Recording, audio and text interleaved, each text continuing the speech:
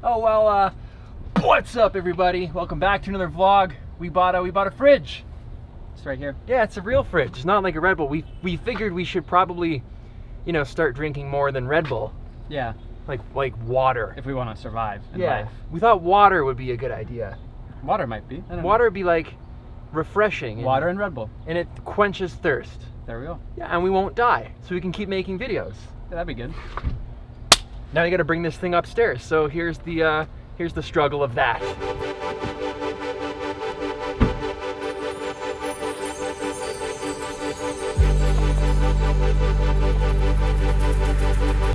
I like to interrupt this vlog sequence because Maddie doesn't want to keep doing cutscenes. I'm done, man. He's like, can we just get this fridge upstairs instead of setting your camera up 1,000 times?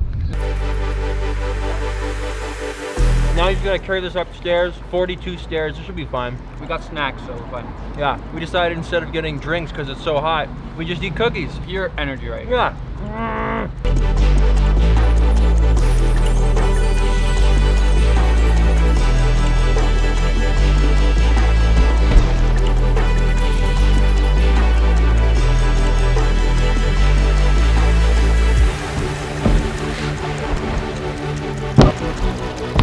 This is gonna end badly. What's up, everybody? Peter.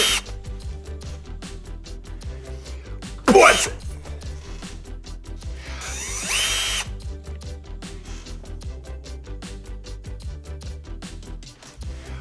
What's up, are you serious right now?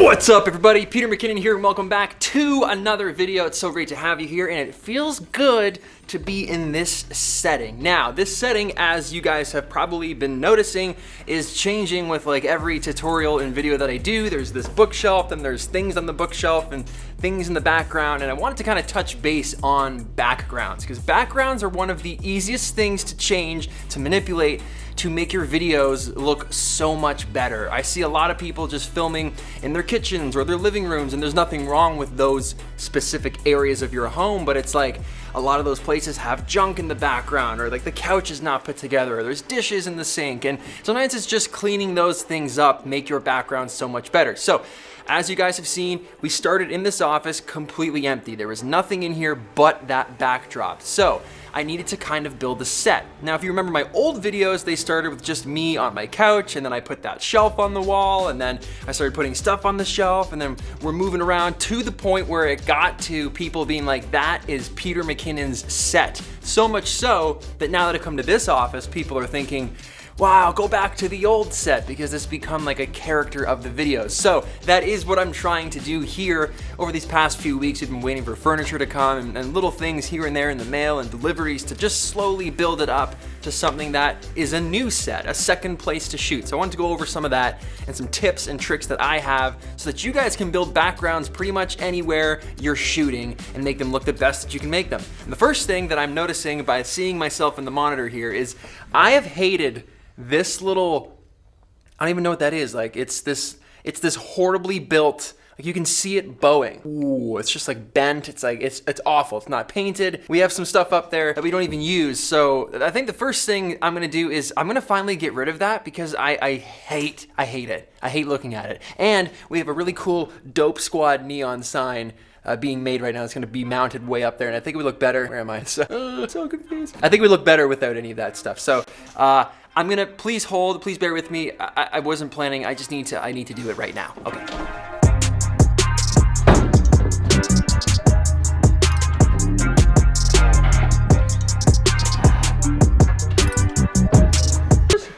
This was put together terribly. If you're watching this and you built this, shame on you.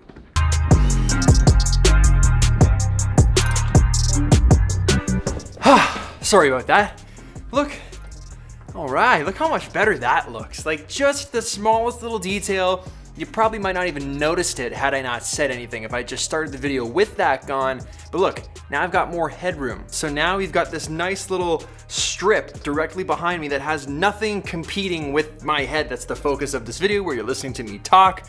It doesn't have all kinds of plants or weird distracting elements happening way in the background. We've got this nice kind of smooth out of focus strip where my head kind of is framed perfectly. So the more stuff we have going on in that head space, let's call it, that can be, that can be distracting, can take away from the background of your video. Now, if you do have stuff behind you, a key to kind of make it not so busy is just move it back, which brings me to point number 2, which is creating depth between yourself and the background. The further away the background is, it always looks better. It always looks more cinematic. Now, I did have things behind my head in my old set, but they were far enough back and I was still framed by the doorway. If you guys remember seeing some of those videos, I'll overlay some footage here. So it still kind of works, but I still actually prefer having nothing behind my head. Now, we are gonna put that neon sign up there, but it's gonna be nice kind of teal glow happening, so it's just gonna look even better. We're just slowly building elements of this set, of this background, until we get to a point where it looks great. We've got different pieces of furniture, we've got different accents, we have contrasting lights, we have lights on the shelf, we have this neon light here, we're gonna have a nice light in the background, and plants and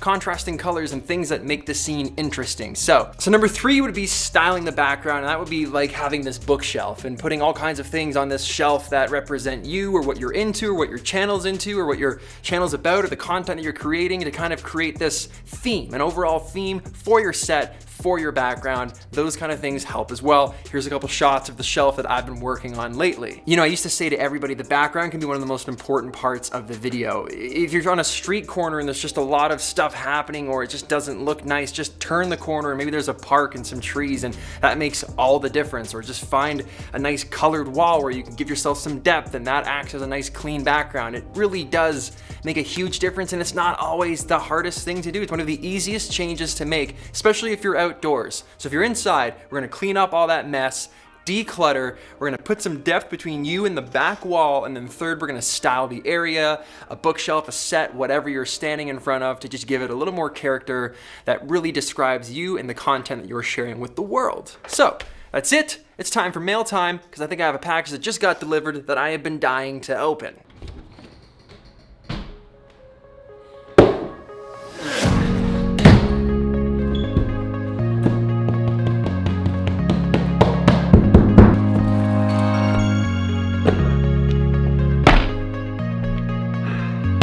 I've been waiting for this for quite a few days now. Whew. And can I tell you, can I just tell you, I hate, I hate waiting for mail. Hate it. Like, how is there not something that exists in the world where you can just like order and get it within like an hour of ordering it? Like, I know there's like instant Amazon Prime, like same day delivery. I have never had the luxury of experiencing a same day Amazon Prime delivery. I would love to experience that, so until that time, why does mail have to take so long? Here's the backstory on this. You guys all know this knife, the little office protection knife, the knife I keep, oh, that's scary, under my desk, was made by my friend Lucas Burnley. Now, Lucas Burnley is an American knife maker, and he makes some of the nicest knives I've ever had the pleasure of using. Now, some of you might be like, Pete, why is it that you actually carry a knife? Like, that's a little weird to me. Please hold. I've actually been carrying a pocket knife in my pocket for 10 years now. Actually, when I first got my job at the camera shop, we used to get packages. Big bins would come in every single morning with all of the products in them, and they'd all be tagged with these like really hard kind of industrial zip ties, and I could never open them because you needed a knife to open them. So my boss at the time, his name was Nathan, I'd always be like, Nathan, can I borrow your knife? And he would always lend me his knife. It was like a little Spyderco knife, and he'd be like, dude, you need to get your own knife. And he'd be like, why don't I need a knife? Like, what am I gonna do with a knife? And he was like, Pete, I'm telling you right now, if you invest in a pocket knife and keep it, rock that in your side right pocket, you will use it every day forever, for the rest of time. And I was like, please. I went out and I bought myself a little Spyderco knife the same day. And I use it every single day. Anyways, for 10 years now, I've rocked a pocket knife in my pocket every single day, and I've gone through so many different knives: serrated edges, plain edges, stuff for opening boxes, box cutters, butterfly knives, switchblades, all just you name it. Like, I've begun to build a little bit of appreciation for the art of knife making, and here's where my friend Lucas Burnley enters the game. See, he creates custom knives, he creates custom designs, he licenses some of those designs to companies, but he is a true artist with what he does. And you guys know me, you know this channel. I shouldn't wave that around.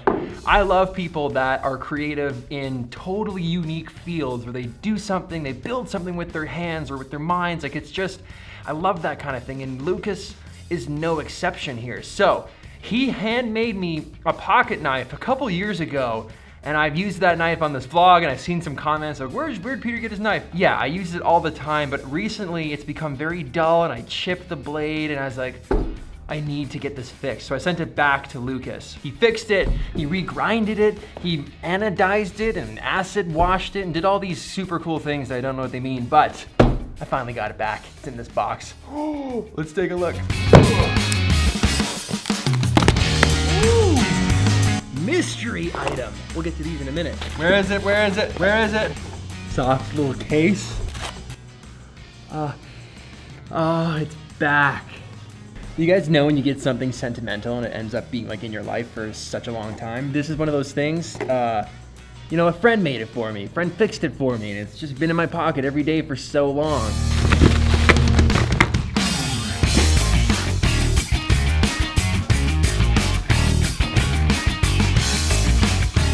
Next up, the real money. Ooh.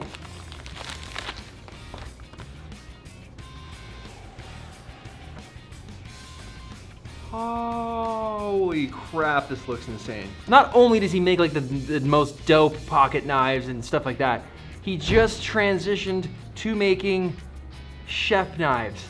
Ooh, Dennis, eat your heart out, buddy. Look at this, full tang, beautiful micarta, I believe is what that is. I could be totally wrong, I really don't know what I'm saying. But, ooh. I think, like, isn't like balance important with this? This feels good. This feels really good. Do I look super creepy right now? Like, this feels good. Let's do some B-roll of the chef knife. Okay.